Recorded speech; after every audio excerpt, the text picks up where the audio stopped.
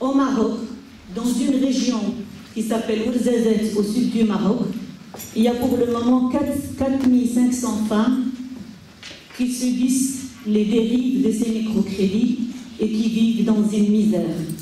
Je vais parler d'un témoignage d'une femme que j'ai noté, je vais le dire et après je vais expliquer.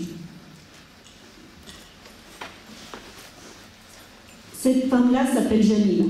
Elle dit pour un emprunt de 100 € sur 8 mois, Jamila rembourse 18 € tous les 15 jours.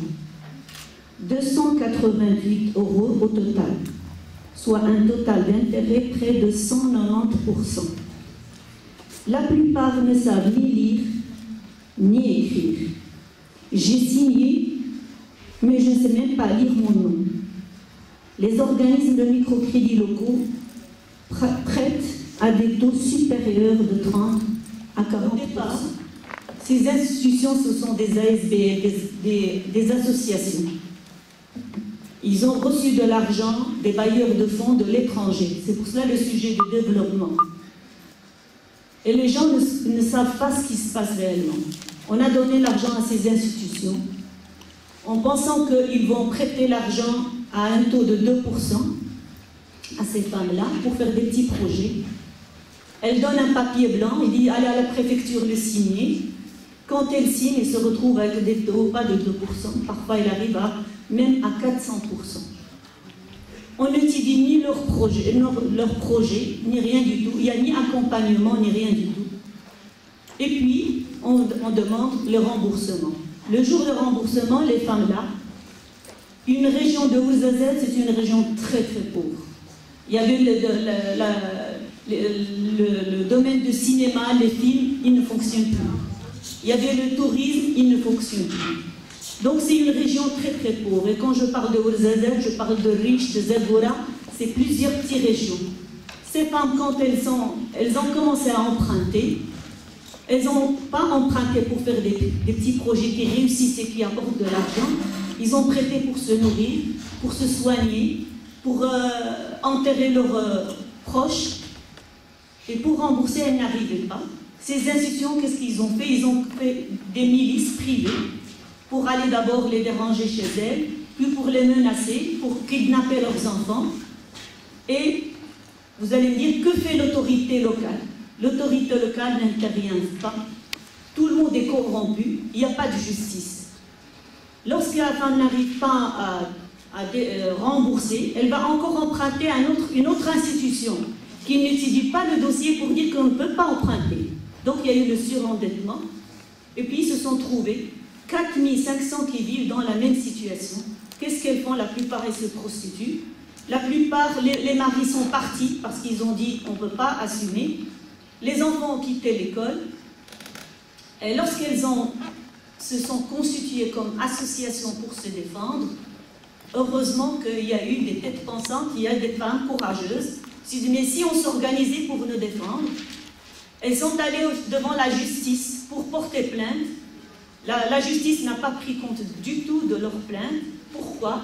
Parce que ces institutions, l'État marocain a vu les dérives. Très très vite, ils se sont reconvertis en banque, donc une vraie microfinance. Donc ils ont eu la protection. Parce qu'au départ, ils ne payaient ni TVA, ni taxes, ni rien du tout. Ils se sont enrichis. Les responsables des institutions, tous, ils ont des biens immobiliers, des voitures et tout ça. Au lieu d'aider cette population pauvre, ils se sont enrichis, ils ont fait des biens et ainsi de suite. Ces femmes se sont constituées en association, ils ont créé une association pour se défendre et ils sont organisées.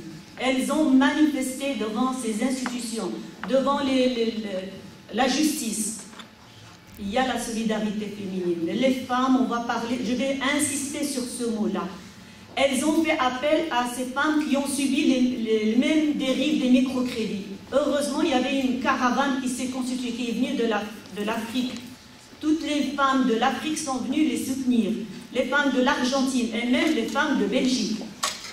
Elles ont aidé ces femmes-là à s'organiser et ils ont fait cette association. Mais lorsqu'ils sont organisés pour se défendre, là, le droit d'expression n'existe plus. On a dit, ah, vous n'avez pas le droit de s'exprimer Alors on a commencé à réprimer. On va réprimer qui? Celles qui ont mené l'action. Donc maintenant, la personne qui est maintenant menacée, on a fabriqué des procès. Au lieu qu'elle doit porter plainte et qu'elle doit entendue, ce sont les institutions qui ont porté plainte, pas pour dire qu'ils n'ont pas remboursé, pour dire que c'est de la diffamation, que c'est de la manipulation, et on les a condamnées la première fois à 5 ans de prison ferme. Elles ont fait appel, et maintenant elles sont condamnées à 1 an, parce que la condamnation, elle est toujours là. Donc moi, ici en Belgique, moi, Leïla, je reçois un appel pour dire, voilà ce qui se passe. Quel est mon rôle? Ou bien je dis, oui, parce que vous avez mal géré votre budget, parce que ceci, cela, ou bien je vais un petit peu chercher. Et j'ai cherché, j'ai contacté des organismes pour m'expliquer tout ça. J'ai constitué un dossier qui est là. J'ai rédigé la pétition, mais j'ai contacté tous les bailleurs de fonds pour informer. Quel est notre rôle ici? Moi, depuis 1977, je mène des causes, pourquoi? Pour faire le relais des sans-voix, les personnes qui n'ont pas cette possibilité de se défendre. Donc on a travaillé avec les femmes de Tahiti, les femmes de Kivu et ainsi de suite. Je ne veux pas répéter ce qu'on avait fait, mais ce dossier me tient à cœur. Pourquoi? Pour informer la population, les bailleurs de fonds des dérives de ces gens-là. Et que, on m'a dit, est-ce qu'on va tenir compte de l'international? Est-ce que vous pouvez faire pression? J'ai dit oui. On peut faire pression sur ce qui se passe dans nos pays ou dans d'autres pays qui ne respectent pas la loi. Parce qu'ils nous disent que les femmes sont analphabètes et n'ont pas le droit. Nous, on doit maintenir ce qui est droit. Est-ce que vous avez le droit d'arnaquer? Est-ce que vous avez le droit de réprimer les femmes? Est-ce qu'elles ont le droit de s'exprimer, de dénoncer les dérives? C'est pour cela que j'ai rédigé un appel et j'ai marqué 3 points importants que je vais lire. C'est une condamnation à Amina Morad, cette dame-là. Si elle est en prison, on va condamner les 4500 femmes à faire le repli, à retourner chez elles. Elle n'a plus se défendre. On fait peur aux femmes.